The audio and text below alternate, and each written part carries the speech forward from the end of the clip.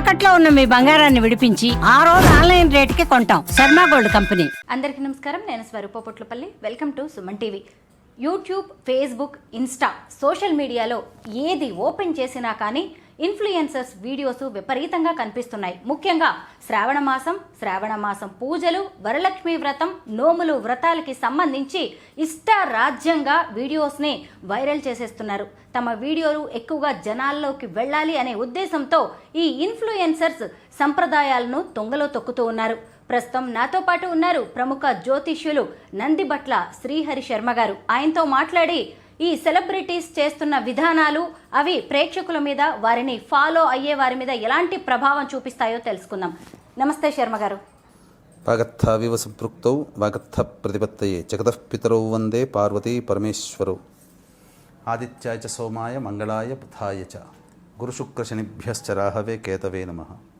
శృంగేరి పీఠాధిపతులకి, కంచి పీఠాధిపతులకి నమస్కారములు తెలియజేసుకుంటూ కార్యక్రమాన్ని ప్రారంభిద్దాం. గురువుగారు, మీరు కూడా చూస్తూ ఉన్నారు కదా, శ్రావణ మాసం అనగానే ఆడవాళ్ళకి ఎంత సంతోషంగా ఉంటుందో. అయితే కొంతమంది సెలబ్రిటీస్ అని చెప్పుకునే వాళ్ళు, కాస్త బిగ్ బాస్ లాంటి చోట ఫేమ్ వచ్చిన వాళ్ళు, వైరల్ అవుతున్న వీడియోస్ ఉన్నవాళ్ళు ఇష్టారాజ్యంగా పూజలు చేసేస్తున్నారు. ముఖ్యంగా పూజ శ్రద్ధగా, భక్తిగా కంటే కూడా హంగు ఆర్భాటాలతో చేస్తున్నారు. పేర్లైతే నేను ఇక్కడ చెప్పట్లేదు, మన ప్రేక్షకులందరికీ వారెవరో కూడా తెలిసిందే. అసలు శ్రావణ మాసం పూజలను, వరలక్ష్మి వ్రతాలను, నోముల్ని, వ్రతాలని ఎలా చేసుకోవాలి? అసలు మనకు శాస్త్ర ప్రకారము వరలక్ష్మి వ్రతమే కాదమ్మా, ఏ పూజ అయినప్పటికీ కూడా అక్కడ హంగు ఆర్భాటము అనేటువంటిది లేకుండా శాస్త్రీయమైనటువంటి విధానంలో చక్కగా చేసుకోవాలి. శాస్త్రీయమైన విధానం అన్నప్పుడు ఏంటి? ఆ పూజ చేసేటువంటి ప్రదేశము శుచిగా, శుభ్రతగా ఉండాలి. ఎత్ర శుచి తత్ర దేవతాః. కాబట్టి ఎక్కడ శుచి శుభ్రత ఉంటుందో అక్కడ దేవతలు కొలువై ఉంటారు అని చెప్పి, అందున లక్ష్మీ అమ్మవారు మహాసున్నితమైనటువంటి దేవత. ఇంత అపవిత్రత ఉన్నప్పటికీ కూడా ఆ అమ్మవారు అక్కడ ప్రవేశము చెయ్యదు. ఇక మనం విషయానికి వచ్చినట్లయితే ఈ రోజులలో, అంటే పూర్వం ఒకప్పుడు ఈ యొక్క వ్రతాలు అనేటువంటివి కేవలం శాస్త్రము తెలిసినటువంటి వాళ్ళు, గొప్పింటి వాళ్ళు మాత్రమే చేసుకునేటువంటి పండుగగా ఉంది. ఇక ఒక రకంగా చెప్పాలంటే ఇప్పుడు చాలా మేలు అని చెప్పవచ్చు. బహుళ వ్యాప్తంగా వచ్చి అనేక ప్రసార మాధ్యమాల ద్వారా మీరు అన్నట్టుగా ఇప్పుడు ఇన్ఫ్లుయెన్సర్స్ కాదు, ఒకప్పటి పాత తరం ఇన్ఫ్లుయెన్సర్స్ శాస్త్ర ప్రకారము చక్కగా కూర్చొని చేయడం ద్వారా అవి చూసినటువంటి వాళ్ళందరూ కూడా బహుళ వ్యాప్తమై అన్ని కుటుంబాలలో ఇది చేసుకోవడం అనేటువంటిది ఒక సాంప్రదాయంగా వచ్చింది. ఆచారంగా వచ్చేటువంటి కుటుంబాల్లో చేసుకోవడం అది ఆచారం, కానీ కొత్తగా దీన్ని ఒక సాంప్రదాయంలాగా పట్టుకొని వచ్చారు. చాలా మంచిది, భక్తిభావం పెరుగుతుంది. ఈ యొక్క వ్రతములు, నోములు కానీ ఇలాంటివి తెలియని అన్నీ కూడాను ప్రతి మానవుడు కూడా చేసుకోవడం వల్ల మంచి జరుగుతుంది. అయితే మనకు ఒక సామెత ఉంది, రాను రాను రాజుగుర్రం గాడిదైనట్టు. ఇప్పుడు ఉన్నటువంటి విషయంలో చూసుకుంటే వ్రతం అనేటువంటిది, నోము అనేటువంటిది చేసుకునే విషయాల్లో నియమనిష్టలు పాటించాల్సినటువంటి విధానంలో కూడా అవి తుంగలో తొక్కేసేసి మీరు అన్నట్టుగా ఒక దుష్పరిణామము, అలాగే చెడు సాంప్రదాయానికి నాంది పలికినట్టుగా ఈనాటి ఇన్ఫ్లుయెన్సర్స్, బిగ్ బాస్లో కాంటెస్ట్ చేసిన వాళ్ళైతేనేమి, ప్రముఖ రాజకీయ నాయకులైతేనేమి, ఇంకా చెప్పాలి అంటే అడపాదడప అప్పుడప్పుడు సీరియల్స్లో కనిపించేటువంటి వాళ్ళైతేనేమి, వాళ్ళు చేసినటువంటి అనేక వీడియోలు, ఎంతోమంది వీడియోలు, దాదాపుగా నేను ఒక 16-18 మంది వీడియోలు నేను చూశాను.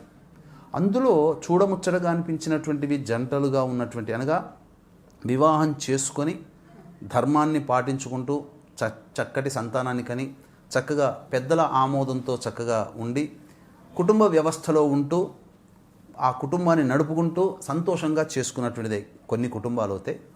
కొన్ని చేసుకుంటున్నారు కానీ శాస్త్రీయమైనటువంటి పద్ధతిని పాటించకుండా వాళ్ళకి నచ్చినట్లుగా చేసుకుంటూ ఉన్నారు. ఇది ఒకటి. ఇక మూడవది, ఇప్పుడు మీరు చెప్తున్నట్టుగా ఈ మధ్య కాలంలో దీన్ని ఇంతగా, గత సంవత్సరం కూడా ఇట్లాంటి పిచ్చి పిచ్చి వ్యవహారాలు చేశారు, కానీ ఈ సంవత్సరం అది ఇంకా ఎక్కువైపోయి ఎక్కువ మంది ఈ చెడు విధానంలోకి వెళుతున్నారమ్మా. తద్వారా జరిగినటువంటి నష్టం ఏంటి అని అంటే, రాబోయే తరానికి, కాబోయే యువతరానికి ఒక రాంగ్ మెసేజ్ అనేటువంటిది వీళ్ళు ఇస్తున్నారు. ఇప్పుడు జరుగుతున్నటువంటివి ఏమి కూడా, ఇప్పుడు చేసుకున్నవన్నీ కూడా అవేవి సరైనటువంటి విధానం కాదు. శాస్త్రము ఒప్పుకోదు, అలాగే ధర్మము కూడా ఒప్పుకోదు. పాషండ మతములుగా ఉన్నటువంటి విధానంలో ఉన్నటువంటిది చండాలన్నంతా తెచ్చుకొని చూస్తున్నారు. ఆ చండాలని మన కళ్ళబట్టి చూసి మనము కేవలం చెడు చేస్తేనే కాదమ్మా, చెడు విన్నా, చెడు చూసినా, చెడు మాట్లాడినా మనకు దోషం కలుగుతుంది. అటువంటి వీడియోలు వాళ్ళు చేయడం ఆ దోషము, అది మన కర్మ కొద్దీ మనం చూడడం మన దోషం. కాబట్టి శాస్త్ర ప్రకారం చేసుకోవాలమ్మా. మామూలుగా ఆడపిల్లలు మంచి భర్త రావాలి అని మంగళగౌరి వ్రతం చేసుకుంటారు. అది కూడా వాళ్ళు ఒక్కరుగానే చేసుకుంటారు. పెళ్లి కుదిరినా కానీ పెళ్లి కుదిరింది కదా అని అతన్ని పక్కన పెట్టుకొని కూడా అలాంటి వ్రతాలు కానీ పూజలు చేయరు. ఇంకొక వైపు భర్త బాగుండాలని లక్ష్మీ కటాక్షం కోసం కూడా భర్తతో శాస్త్రోక్తంగా ఇలాంటి వరలక్ష్మి వ్రతాలు చేసుకుంటారు. కానీ ఈ మధ్యకాలంలో ఈ ఏడాది చాలామంది బాయ్ ఫ్రెండ్స్తో పూజలు చేశారు. బిగ్ బాస్ ఫేమ్ కావచ్చు, ట్రాన్స్ విమెన్ తన బాయ్ ఫ్రెండ్తో చేయడం, ఇంకొంతమంది అయితే ఆమెకి పెళ్ళవుతుంది, ఆయనకి పెళ్ళవుతుంది, అక్కడ పిల్లలు ఉంటారు, ఇక్కడ పిల్లలు ఉంటారు, కనీసం విడాకులు కూడా తీసుకోరు, మమ్మల్ని ఎవరు కాదనేది, మా ప్రేమను కాదనేది అని సహజీవనం చేస్తూ ఉంటారు. వారిద్దరూ కూడా ఎంత ఆర్భాటంగా ఇలా పూజలు చేసుకుంటారో వీటిని మనం ఎలా చూడాలి? అంటే ఎంతో ధైర్యము, అలాగే సమాజం ఎటుపోతే ఏంటి మాకేంటి, సమాజం అంటే మాకేం సంబంధం, మాకు నచ్చినట్లుగా మేము చేసుకుంటామనే ధోరణితో కూడుకొని పెద్దల్ని ధిక్కరించి వాళ్ళు ఆ విధంగా చేశారు. అసలు మనం చెప్పుకున్నట్లయితే వివాహ వ్యవస్థలో వివాహం ఎన్ని రకాలు అనేటువంటిది మనం తెలుసుకోవాలి. మనకు శాస్త్రం ప్రకారం అనాదిగా మహర్షులు కూడా ఆమోదించినటువంటివి 8 రకాల వివాహాలు. బ్రహ్మ వివాహము, ఆర్ష వివాహము, ప్రాజాపత్య వివాహము, అలాగే దైవ వివాహము, అసుర వివాహము, పైశాచ వివాహము, ఇలా చెప్పుకోదగినటువంటిది 8 రకాల గాంధర్వ వివాహము ఇలాంటి వివాహాలు అనేటువంటి 8 రకాలుగా ఉన్నప్పుడు ఇప్పుడు ఎవరైతే సోకాళ్ళు మనం చూస్తున్నామో సెలబ్రిటీస్ అనేటువంటివి, వాళ్ళు ఏ వివాహ వ్యవస్థలో వాళ్ళు ఉండలేరు. ఇప్పుడు వీళ్ళు చెప్పుకోవచ్చు అన్ని వివాహాల్లో బ్రహ్మ వివాహం అంటే కూడా పెద్దలు కుదిర్చింది, ఆర్ష వివాహం అంటే కూడా చక్కగా ఇటు తల్లిదండ్రులు అటు తల్లిదండ్రులు ఆమోదయోగం, బ్రహ్మ వివాహం అంటే వేదం చదువుకున్నటువంటి వ్యక్తికి ఇచ్చినటువంటిది, ప్రాజాపత్యం అంటే ఒక చేసుకోబోయేటువంటి మామగారికి ఒక ఎద్దును కానీ ఆవును కానీ బహుకరించి వాళ్ళ ఇంటి కన్యను తీసుకోవడము, అలాగే ఆర్ష వివాహం అంటే చక్కగా ఈ సంబంధించినటువంటిది ఈ ఇరువురికి కూడాను కన్యా శుల్కము అంటారు కదా, అవి చెల్లించి తీసుకోవడం, అలాగే గాంధర్వ వివాహం అంటే ఇరువురు మెచ్చి చేసుకునేటువంటి వివాహం గాంధర్వ వివాహం. అయితే ఈ సోకాళ్ళు ఎవరైతే సెలబ్రిటీస్ కూర్చున్నారో నేను అనుకోవడం ఏంటంటే గాంధర్వ వివాహం కూడా ఉంది కాబట్టి నీకు నేను ఇష్టం, నాకు నువ్వు ఇష్టం అని చేసుకుని అలా భావించుకొని ఉంటున్నారు. గాంధర్వ వివాహంలో ఒక కండిషన్ ఏముందనంటే అబ్బాయి అమ్మాయిని ఇష్టపడి అమ్మాయి అబ్బాయిని ఇష్టపడినప్పుడు ఆ ఇద్దరి తల్లిదండ్రుల ఆమోదంతో అక్కడ వివాహం జరగాలి. అప్పుడే అది గాంధర్వ వివాహం. ఇష్టపడి చేసుకునేది గాంధర్వ వివాహం అంటే ఏదో నువ్వంటే నాకు ఇష్టం ఈరోజు ఒకరోజు పెళ్లిలాగా కాదు కదా. పైగా వీళ్ళు ఏ వివాహ వ్యవస్థలోకి వస్తారు? పైశాచ వివాహంలో వస్తారు. ఆ అబ్బాయి ఏమన్నా అమ్మాయికి ఇష్టం లేకపోయినా తీసుకుపోయి వివాహం చేసుకున్నాడా? లేకపోతే ఈ సంబంధించినటువంటి అసుర వివాహం అని అంటే అమ్మాయి నిద్రిస్తున్నప్పుడు అమ్మాయికి మానసిక స్థితి సరిగ్గా లేనప్పుడు బలవంతంగా తీసుకోవడం అసుర వివాహం. గాంధర్వ వివాహం అంటే ఇష్టపడినటువంటి వివాహం. మరి ఏ వివాహ వ్యవస్థలోకి సోకాల్డ్ సెలబ్రిటీస్ వస్తారు?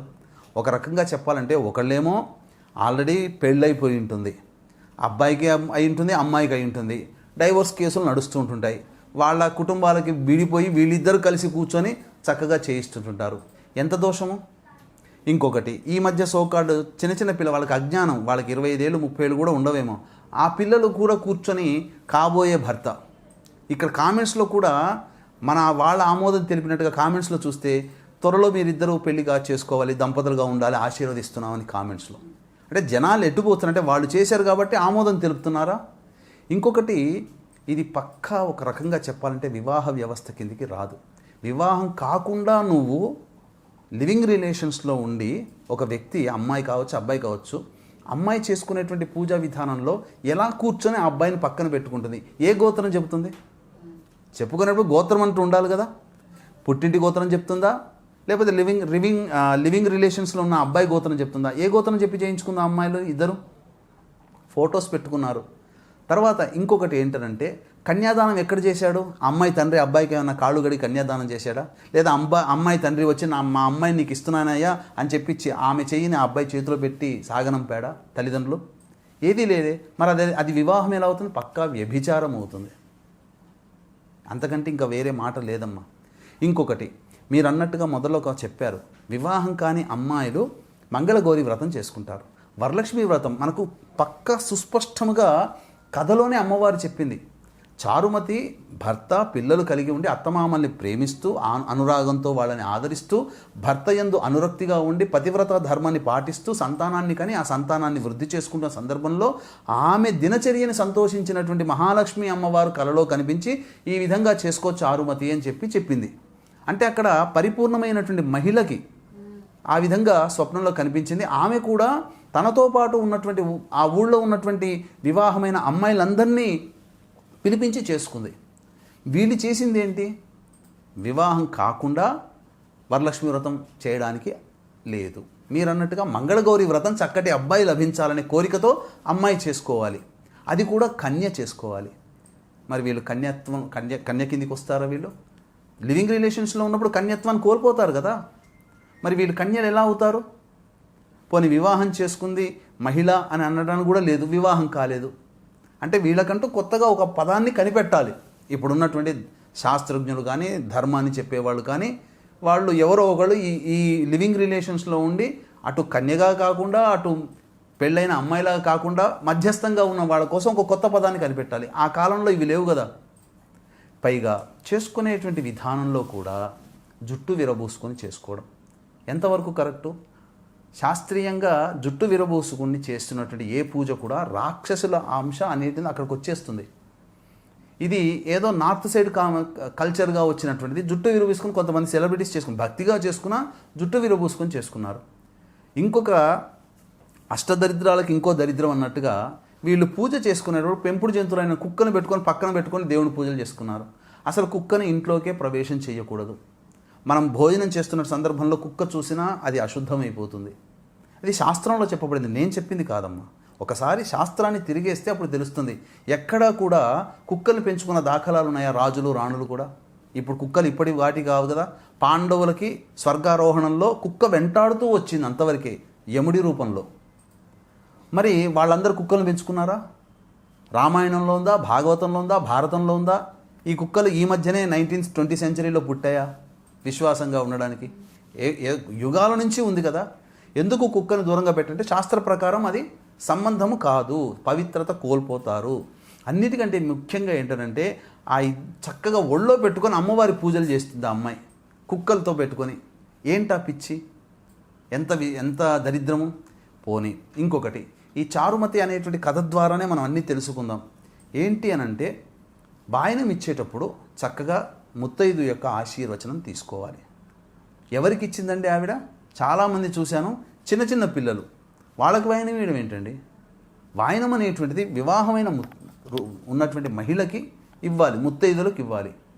వీళ్ళకి పిలిపించి వాయనం ఇవ్వడం ఏంటి అంటే ఏదో అలంకరణ చేసి ఏదో మీరు అన్నట్టుగా హంగు ఆర్భాటాలతో కేవలం ధనపరమైనటువంటి వాంఛతో లేదా నేను చేసుకుంటున్నాను మీరు కూడా ఈ బాటలో నడవండి అని చెప్పి 10 మంది పిల్లల్ని చెడగొట్టడానికి చేస్తున్నారు. సమాజాన్ని భ్రష్టు పట్టించడానికి ఈ రకమైనటువంటి పాడు పద్ధతుల్ని పాటిస్తున్నారు. అసలు ఆమోదం చేయకూడదు. ఎప్పుడైతే ఇలా వైరల్ అయిందో ఆ అమ్మాయి తన ఇష్టాల నుంచి ఆ ఫోటోలన్నీ తీసేసింది. మిగతా వాళ్ళు ఊరుకుంటారా? డౌన్లోడ్ పెట్టుకొని ఇలా చేసుకున్నారు అలా చేసుకున్నారు అని చెప్పి వైరల్ చేశారు. కానీ ఆమె ఇన్స్టాలో అసలు ఆ ఫోటోలే లేవు తీసి చూస్తే. కాబట్టి ఇది సరైనటువంటి చర్య అయితే కాదమ్మా. ముఖ్యంగా చెప్పాలి అంటే ఈ వరలక్ష్మి వ్రతాన్ని ఎందుకు చేస్తాము? లక్ష్మీ అమ్మవారి యొక్క అనుగ్రహం కలను. లక్ష్మి అంటే కేవలం డబ్బనే కాదమ్మా. నవగ్రహాల్లో శుక్రుడికి అధిష్టాన దేవత ఎవరు? లక్ష్మీదేవి. ఈ లక్ష్మీదేవి యొక్క అనుగ్రహం కలగడం వల్ల శుక్రుడి యొక్క అనుగ్రహం కలుగుతుంది. శుక్రుడి అనుగ్రహం కలిగితే ఏమవుతుంది? వైభవోపేతమైనటువంటి జీవితం అంటే కార్లు తిరగడము, మిద్దెల్లో ఉండడము, ఆనందకరంగా జీవించడం, ఎక్కడ కూర్చున్నా చల్లటి వాతావరణంలో ఉండడం, సోఫిస్టికేటెడ్ లైఫ్ని లీడ్ చేయడానికి ఉపయోగపడుతుంది ఆ యొక్క శుక్రగ్రహం యొక్క ప్రభావం. ఇంకా శుక్రుడు ఏం చేస్తాడు? ఆ శుక్రుడు చక్కటి వివాహాన్ని కలగచేస్తాడు. వివాహం కావలసిన వాళ్ళు శుక్రుని యొక్క అనుగ్రహం పొందాలి కాబట్టి చక్కటి దాంపత్యాన్ని ఇస్తాడు. ఇలా చేసుకోవడం వల్ల అమ్మవారికి ఆగ్రహం కలిగినందువల్ల వాళ్ళకి భవిష్యత్తులో జరిగే నష్టాలు ఏంటో తెలుసమ్మా? ఏదైతే వాళ్ళు సంపద ఉందో ఆ సంపద కోల్పోతారు. రేపొద్దున మనం ఇలాగే సోకాల్డ్ వాళ్ళు చేసుకున్నారు కదా, మాకు తెలియకుండా ఇతని వ్యక్తిత్వం తెలియకుండా నేను దగ్గరయ్యాను, ఇప్పుడు నేను బాధపడుతున్నాను, నేను అన్నీ తెలుసుకున్నాను, మమ్మీ డాడీ ప్లీజ్ నువ్వు నన్ను ఆదరించు అని చెప్పే రోజులు కూడా వస్తాయేమో. ఎందుకంటే దౌర్భాగ్యం చేశారు కదా, మంచి విలువల్లో ఉన్నటువంటి సమాజాన్ని భ్రష్టు పట్టించారు కదా. అలాగే ధర్మ ప్రకారం శాస్త్ర ప్రకారం చేయాల్సినటువంటి పూజా విధానాన్ని తుంగలో తొక్కి ఆ విధంగా పూజ చేయడం వల్ల ఎవరికి అంటే శాస్త్రాన్ని భ్రష్టు పట్టిస్తున్నారు. సమాజానికి ఏం చెప్తున్నారు? ఇప్పుడు ఎవరైనా కానీ వచ్చిన వాళ్ళందరూ ఎవరైనా ఒక భర్తగా భార్యగా ఎవరైనా ఆమోదిస్తారా? ఎంత బైకి నవ్వుకుంటూ వచ్చినా లోపల మాత్రం వీళ్ళిద్దరూ ఇలా ఉండి చచ్చారు అని చెప్పి బాధపడతారు. దీనికన్నా హోటల్లో ఉండడం మంచిది కదమ్మా. ఇంకా చెప్పాలేనంటే సాధారణమైనటువంటి వ్యవస్థ కాదు, ఇది ఒక దుర్వ్యవస్థ. అంటే దీనికి చచ్చినట్టుగా కోర్టులు కూడా విదేశీ సంస్కృతిని ఆమోదించినట్టుగా ఒక కోర్టులో అంటే 18 ఏళ్ళు దాటిన తర్వాత ఎవరైనా కానీ ఇష్టపడవచ్చని ఒక కోర్టు తీర్పును పెట్టుకొని ఈ దౌర్భాగ్యం. ఈ కోర్టు తీర్పులో కూడా చెప్పాలి అనంటే ఈ సంబంధించినటువంటి ఈ కమ్యూనిజం భావాల్లో ఉన్నటువంటి వాళ్ళు మన హిందూ ధర్మాన్ని నాశనం చేయాలని కంకణం కట్టుకొని చదివించారు కొంతమంది. ఆ చదివిన వాళ్ళు ఇప్పుడు వృద్ధిలోకి వచ్చి జడ్జిలాగా ఉన్నటువంటి వాళ్ళు వచ్చిన తరుణంలో చూసుకుని అదును చూసి ఇట్లాంటి పిల్స్ వేయడము, వాళ్ళ చేత ఆమోదింప చేయడము, సమాజాన్ని నాశనం చేయడం. దీనివల్ల ఎన్ని కాపురాలు కూలిపోయాయమ్మా. రేపొద్దున వీళ్ళిద్దరు చేసుకుంటారు, రేపొద్దున నాకు ఇంకో వ్యక్తి నచ్చాడని చెప్పి ఆ వ్యక్తితో కూర్చొని చేసుకుంటే అప్పుడు ఈయన ఏం చేయగలుగుతాడు? ఈ సమాజంలో అట్లాంటి, ఎందుకంటే ఏ ధైర్యంతో కూర్చొని చేసుకున్నావు? నీ తల్లిదండ్రులు ఏమైనా ఆమోదం చెప్పారా? మరీ విచిత్రంగా ఏంటంటే రాజకీయ నాయకులు కూడా అలా చేసుకుంటున్నారు. ఎక్కడ కన్యాదానం ఎక్కడ జరిగింది? భార్యగా పక్కన కూర్చోబెట్టుకొని చేయించాలంటే నీకు కన్యాదానం ఎవరు చేశారు? ఆ అబ్బాయికి ఈ అమ్మాయి నీ భార్య అని చెప్పి సమాజం ఎలా యాక్సెప్టెన్స్ చేసింది? వివాహం అంటే ఏదో తాళి కట్టడం, జీలకర్ర బెల్లం పెట్టడం కాదమ్మా. పూర్వకాలంలో సమాజం అనేటువంటిది ఉన్నప్పుడు నాగరికత అనేటువంటిది కోట్ల సంవత్సరాలు 400 కోట్ల సంవత్సరాల కిందట నాగరికత అనేది లేనప్పుడు ఎలా పడితే అట్లా జీవించారు. కానీ కొన్ని కట్టుబాట్లు సమాజంలో ఉన్నటువంటి వ్యవస్థ ఇవన్నీ కూడా ఒక చోట ఏర్పరచుకున్నప్పుడు అప్పుడు ఈ రకమైనటువంటి నిర్ణయాలు చేసుకున్నారు. అంటే వివాహంలో మా అమ్మాయి వివాహము అబ్బాయి వివాహం అనేది తండ్రి జరుపుతాడు కదా. ఏంటనంటే సింపుల్గా ఒక మాటలో చెప్పాలంటే వీళ్ళిద్దరికి కూడాను వివాహ వయస్సు వచ్చింది, వీళ్ళిద్దరు కలిసి జీవించడానికి మనం అనుమతిస్తున్నామని చెప్పి ఇటు తల్లిదండ్రులు అటు తల్లిదండ్రులు యాక్సెప్టెన్స్ చేసి దీనికి సాక్షిభూతులుగా బంధుమిత్రులందరినీ ఆహ్వానం చేసి it's officially they are living together each other అని చెప్పి ఈ రోజు నుంచి ప్రకటన చేస్తున్నామని ఒక ప్రకటన ప్రపంచానికి సమాజానికి తెలియజేస్తున్నారు. ఆ రోజు నుంచి వాళ్ళు భార్యాభర్తలుగా చలామణి అవుతారు. వీళ్ళు ఏ రకంగా చలామణి అవుతున్నారు భార్యాభర్తలుగా? సమాజము అంగీకరించట్లేదు. పోనీ వీళ్ళని ఎవరైనా ముత్తైదుగా పిలుస్తారా?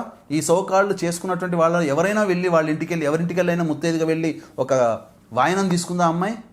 ఆమె చేసుకుంది, కానీ వీళ్ళు ఎవరింటికైనా వెళ్ళి ముత్తైదుగా తీసుకున్నారా? అది చెప్పండి. మీరు చూసుంటారు కదా, మీరు ప్రసార మాధ్యమాల్లో ఉన్నారుగా. ఎవరైనా ఈ సోకాళ్ళు చేసుకున్నటువంటి వాళ్ళని పిలిపించి మీరు కూడా మా ఇంటి ముత్తైదుగా రండి అని చెప్పి పిలిచారా? ఆమెను ఎవరైనా పెట్టుకున్నారా? అక్కడే తెలిసిపోతుంది ఆమె స్థితి ఏంటో అనేది. కాబట్టి ఇదేదో హంగులు ఆర్భాటాల కోసం చేసుకున్నదే తప్ప సరైన విధానం కాదు. దీన్ని ఖచ్చితంగా ఖండించాల్సిందే.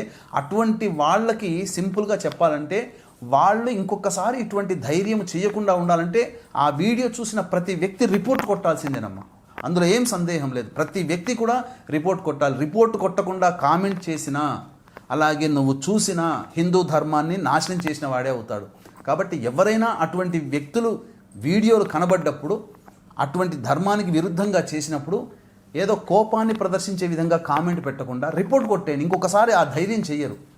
ఇంకొకసారి మన ముందుకి వచ్చి ఆ వీడియోల రూపంలో ఆ దరిద్రాన్ని మనకి అంటించి వెళ్ళరు అని చెప్పవచ్చమ్మా. చక్కగా కట్టు బొట్టుతో తయారైన ఆడపిల్లని మహిళని మహాలక్ష్మి స్వరూపంగా భావిస్తూ ఉంటారు. లక్ష్మీదేవిలా ఉన్నావు అంటారు. కానీ ఇప్పుడు ఈ రీల్స్ కోసం అని పూజల వంకతో ఇష్టం వచ్చినట్టుగా డాన్సులు వేస్తున్నారు, ఇష్టం వచ్చిన పాటలు పెడుతున్నారు, రీల్స్ చేసేస్తున్నారు. వీటిని ఇంకొంతమంది ఫాలో అయ్యి ఇలా మనం కూడా చెయ్యాలి, ఇలా వైరల్ అవుతాం అనుకుంటున్నారు. తప్పమ్మా. ఇది దీనివల్ల ఏముంటుంది అని అంటే సమాజాన్ని ఎదిరిస్తున్నారు, తల్లిదండ్రులకి కంఠశోకాన్ని కలగజేస్తున్నారు అమ్మాయిలు అబ్బాయిలు. కాబట్టి చాలా దారుణమైనటువంటి పరిస్థితి. ఇటువంటిది ఎవ్వరు కూడా ఆమోదించకూడదు. అసలు 8 రకాల వివాహ పద్ధతుల్లో ఏ వివాహం కూడా పద్ధతి కూడా ఆమోదించినటువంటిది వీళ్ళు ఆచరిస్తున్న ధర్మం. కాబట్టి ఖచ్చితంగా ఖండించాల్సిందేనమ్మా. అంటే కొంతమంది దీన్ని సమర్థించుకోవచ్చు. మాకు నచ్చినట్టుగా పూజ చేసుకుంటున్నాం, ఇక్కడ భక్తి శ్రద్ధ అనేది ముఖ్యం, దేవుడితో కనెక్ట్ అవ్వడం ముఖ్యం అని వాదించే వాళ్ళు కూడా ఉంటారు. వాళ్ళకేం చెప్తారు? అటువంటిది ఉన్నప్పుడు సొంతంగా ఇంట్లో ఒక్కదాన్ని కూర్చొని చేసుకోమ్మా. ఆయన పక్కన కూర్చోబెట్టుకొని చేసుకోవాల్సిన అవసరం ఏముంది? సొంతంగా కూర్చుంటే మీ అమ్మ నాన్న గోత్రమే చెప్పుకుంటావు కదా. ఆ పక్కన కూర్చున్నప్పుడు ఎవడి గోత్రం చెప్తున్నావు? ఆయన ఎలా భర్త అవుతాడు? సోదరుడా, మిత్రుడా, సఖుడా, భర్తనా, ఎవరని చెప్పుకోవాలి? ఏ రకంగా కాదు. సఖుడు అన్నప్పుడు పూజల్లో అతని ప్రమేయం ఉండకూడదు. సోదరుడు అన్నప్పుడు కూడా అవసరం లేదు. ఇక్కడ చెప్పాల్సింది గోత్రనామాలు ఏంటి? పోని విధానంగా చేసుకున్నారు, అలంకరించుకొని ఏదో పూజ చేసి ధూపదీప నైవేద్యాలు ఇచ్చి అమ్మ తీసుకోమంటే వస్తుందా? ఇప్పుడు వీళ్ళని కూడా వీళ్ళు సోకాళ్ళు వీళ్ళు ఆర్టిస్టులు కదా, వీళ్ళని పిలిపించి ఇక నువ్వు యాక్ట్ చేయమంటే ఏది ఒక స్క్రిప్ట్ అనేది లేకుండా నువ్వు వచ్చావు కదా నీ ఇష్టం యాక్ట్ చేయనంటే అది అవుతుందా? ఒక స్క్రిప్ట్ అనేది ఉంటుంది కదా, వాళ్ళకంటూ ఇవ్వాలి కదా. అట్లాగే నువ్వు దేవుడికి సంబంధించిన పూజా విధానం స్క్రిప్ట్ ఏముంది నీ దగ్గర? నువ్వు చేసిన విధానంలో ఎలా చేసుకున్నావు? ఏం తెలుసు? నిజంగా అంత జ్ఞానం ఉండి నాకు ఆ పూజా విధానం అని తెలిస్తే బురదలో తొక్కే విధంగా నువ్వు ఆ అబ్బాయిని పక్కన పెట్టుకుని చేసుకోవమ్మా. అంతే కదా. నిజంగా నీకు ఆ శాస్త్రం గురించి తెలిసి ఉంటే పక్కన వివాహం కాని అబ్బాయిని, లివింగ్ రిలేషన్స్లో ఉన్న అబ్బాయిని ఎలా పెట్టుకొని చేస్తావు? అలాగే అంటే ఏంటి అనంటే ప్రతి వాళ్ళకి కూడా ధోరణి, ప్రశ్నించే ధోరణి కన్నా ఎదిరించే ధోరణి ఎక్కువైపోయింది ఇప్పుడు. ఒకప్పుడు ప్రశ్నించినా పర్వాలేదు, సమాధానం చెప్పడానికి ఎవడో కూడా ఉంటాడు నాలాంటోడు. కానీ ఎదిరించే ధోరణి ఉన్నప్పుడు ఏం చేస్తాం? కాబట్టి ఎవ్వరూ ఏం చేయలేం. అటువంటి వాళ్ళని సమాజం వెలివేయడం తప్ప ఇంకా వేరే మార్గం లేదమ్మా. చూశారు కదా మన ధర్మం శాస్త్రం ఏం చెబుతోందో. ఫేమస్ అవ్వాలని, పాపులర్ అవ్వాలని, తమ వీడియోస్ వైరల్ అవ్వాలని మన కట్టు బాట్లని అలాగే ఆచారాలని సంప్రదాయాలని దయచేసి మార్చేయకండి. మీరు ఖచ్చితంగా ఇన్ఫ్లుయెన్సర్స్, మీరు 10 మందిని ఇన్ఫ్లుయెన్స్ చేయగలరు. మిమ్మల్ని చూసి ఇంకొక 10 మంది మీ మార్గంలోకి వచ్చే అవకాశం ఉంది. మన సనాతన ధర్మం శతాబ్దాల నాటిది, 1000 ఏళ్ల నాటిది. దాన్ని కాపాడుకోవాల్సిన బాధ్యత కూడా మనం మీదే ఉంది. ఈరోజు ఇంత పెద్దవారు పండితులు వచ్చి స్పందించి మరి మనందరికీ చెప్పాల్సిన అవసరం వచ్చింది అంటే మనం ఖచ్చితంగా తప్పు దారిలో నడుస్తున్నట్టే. గురువుగారు ఈరోజు ఆ ఇన్ఫ్లుయెన్సర్స్, సెలబ్రిటీస్కే కాదు ఎంతో మంది కళ్ళు తెరిపించారు. మన ధర్మాన్ని ఎలా కాపాడుకోవాలో, శాస్త్రోక్తంగా పూజలు ఎలా చేసుకోవాలో చక్కగా వివరించారు. ధన్యవాదాలు. సర్వం శ్రీ ఉమామహేశ్వర పరబ్రహ్మార్పణమస్తు.